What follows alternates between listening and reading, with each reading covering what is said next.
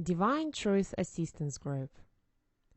These group assistance sessions are about putting principles of divine truth into action. This discussion is part of the Texas USA 2013 series. The topic is Addictions and Supporting Beliefs, presented by Jesus on the 13th of November 2013 in Austin, Texas, USA. This is session 5, part 1. So I'll just write them up here because we're going to revisit them from God's perspective. I better write them right. Strength and perfection. Okay. What else comes to mind when it comes to God, to what you learned or believed as a child? You want to have a step? Jen? Yeah. To add to perfection, a big one for me is don't make a mistake.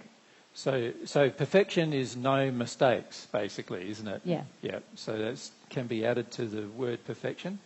No mistakes. This is why when I encourage you to experiment and make mistakes, you go, what? It's a crazy idea. What you want me to do instead is to tell you what to do. Right? And what that does, in fact, is it creates a cult. A cult usually is led by a person who's totally willing to tell you what to do. Right? And this all comes from this thing that you don't want to make mistakes. You don't want to feel that you have to go through your own processes of correction. What you want to do instead is to have somebody to tell you what is right and you just do it. And you don't want to even have to discover what is right for yourself. You just want someone to tell you what is right, and then you just do it. If you think it's right, of course, you do it. Right?